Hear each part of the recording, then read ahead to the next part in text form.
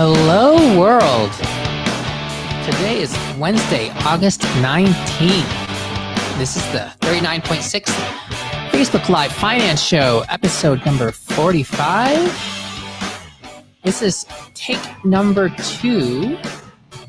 Please let me know if you can hear me, as nobody could hear the previous live that we put up 5 minutes ago, and I shut it down and reset the live and trying it again. So this is the 39.6 Facebook Live show. This is the finance show that teaches you about how to make your money work for you so you don't have to work for your money. We discuss taxes, investing, real estate, syndications, Airbnb, the house you live in, the car you drive, and we're not afraid to get into the weeds. If somebody will please, yes, thank you very much, Facebook user. You can hear me. Thank you very much. I have no idea why this does not work sometimes. It just doesn't go on. Maybe I should just reset Be Live every single time. That might be a good idea. Okay, so today's episode number 45. What the heck is IRR? Or the internal rate of return? Yes, Jennifer, thank you for your question. This is a question I get all the time, and a question that I honestly kind of avoid answering quite a bit, but it is a natural progression from yesterday's episode about preferred rates of return, because we got into the weeds there. A lot of people really liked it. I thought it was going to be super boring, but apparently a lot of people really appreciated the step-by-step explanation of how this works. A lot of us in the real estate world, we just talk about it and kind of just presume that everybody understands it, but you kind of have to go through it at least one time, dollar by dollar, to follow the money, to make sure you understand how it works.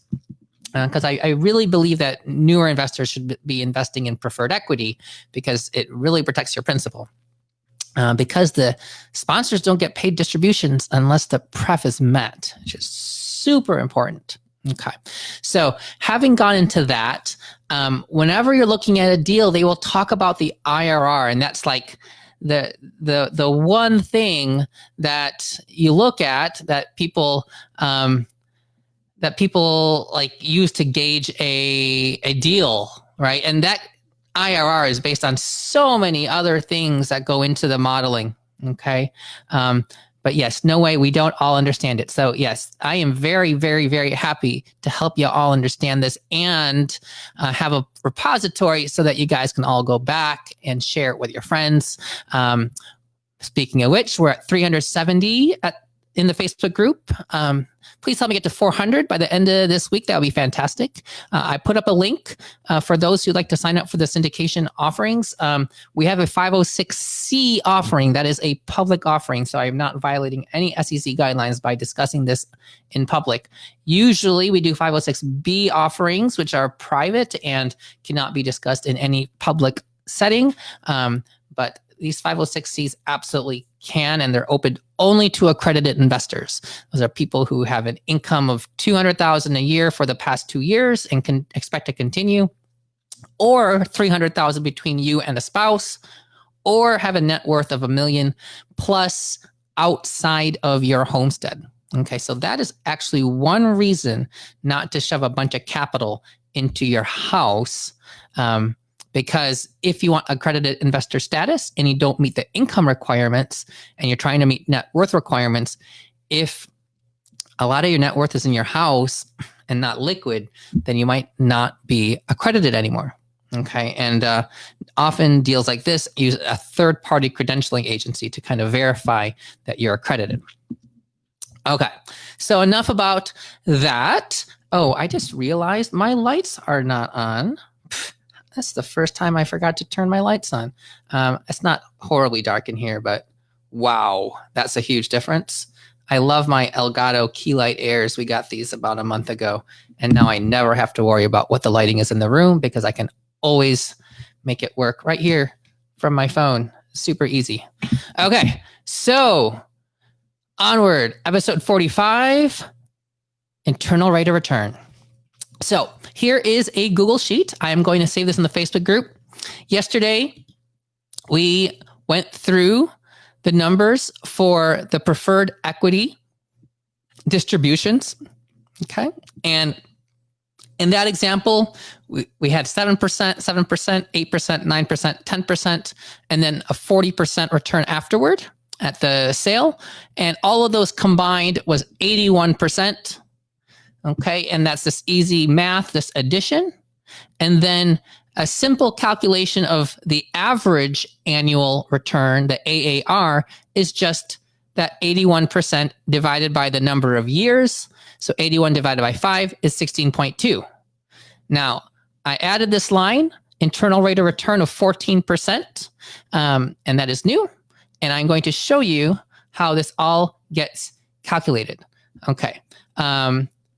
So you don't have to go back and watch the preferred rate of return episode first. You can, but this will kind of go through this anyway. Okay. Well, part of it will overlap. But moving on a separate spreadsheet, I put an IRR calculator. Okay. And to use easy numbers, slightly different from yesterday's numbers where I got 81%. I rounded it off and we have this an 80% total return. Okay. We are still investing $10 million. And in this example, in scenario A, we are holding on to the asset for 5 years, and we're going to do that for every scenario. But for the first 5 years, while we're holding on to it, we are going to presume that there are no distributions. Okay. So basically, we're just going to invest $10 million at the beginning, a pool of people. We're just going to sit on it.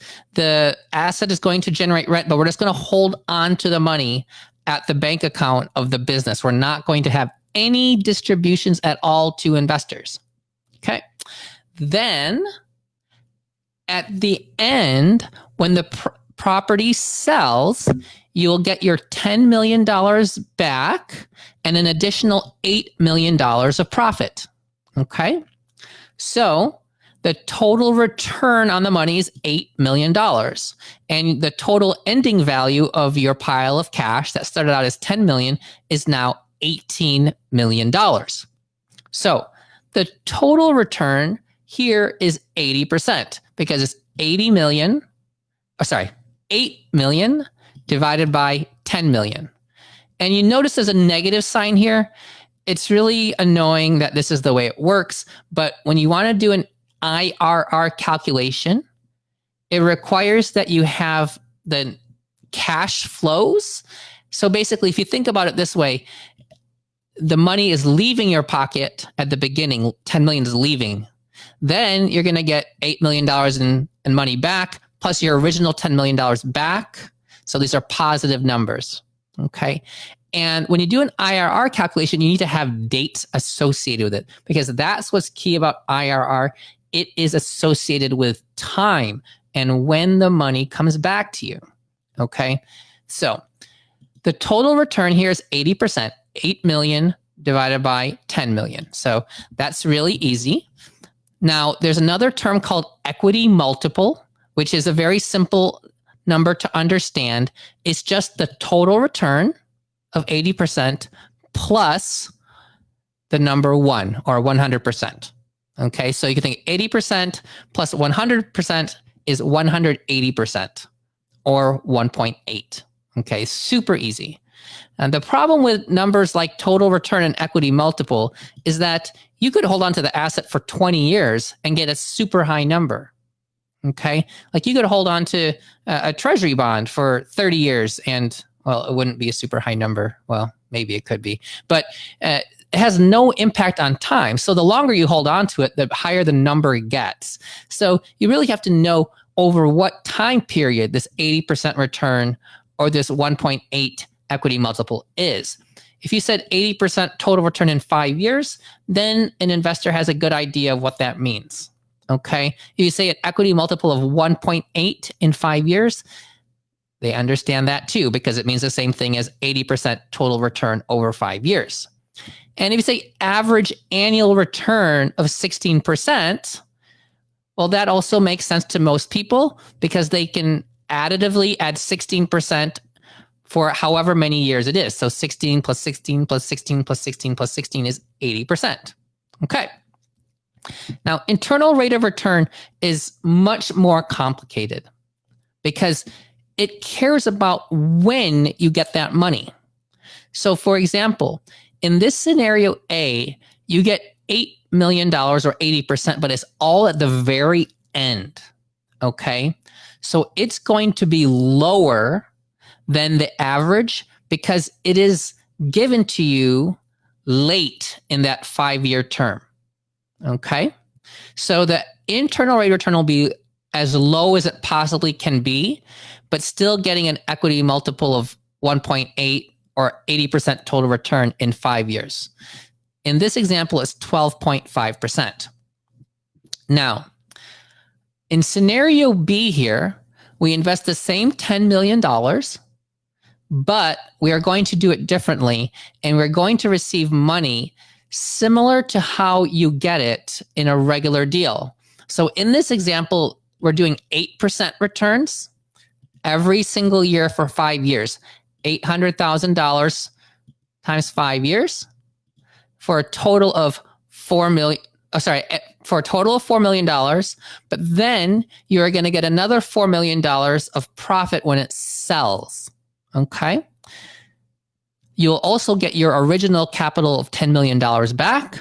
Your total return here is $8 million. It is the sum of all of these cells here that I've highlighted. 800,000 times 5 years plus $4 million equals 8 million. The total ending value of your initial capital plus the return is 18 million. So it's exactly the same as scenario A. The total return is again exactly 80%. The equity multiple is again 1.8, and the average annual return is again 16%. However, the internal rate of return now is higher because we are now bringing more of the money earlier into the 5-year period. In the first example, all 8 million was at the very end of 5 years.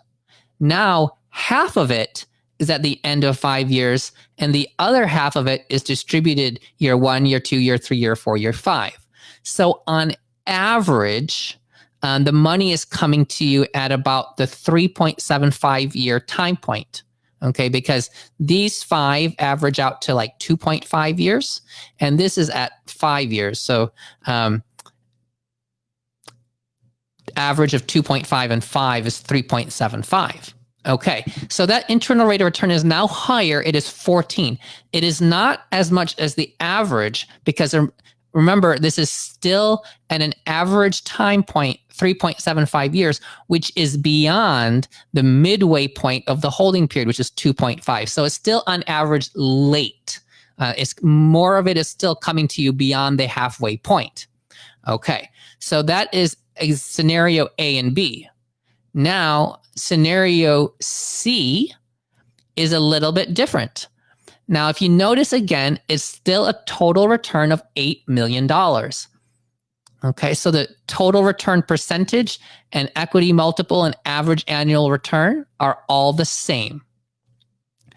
In this example, though, I gave $1.6 million distributions in year 1, in year 2, in year 3, in year 4, in year 5. And when it sells, there's no profit. Okay. So basically, you get all of your money evenly spread out across those 5 years. And so because it is even, then that means that the average time point you receive it is 2.5 years in, which is right at the midway point.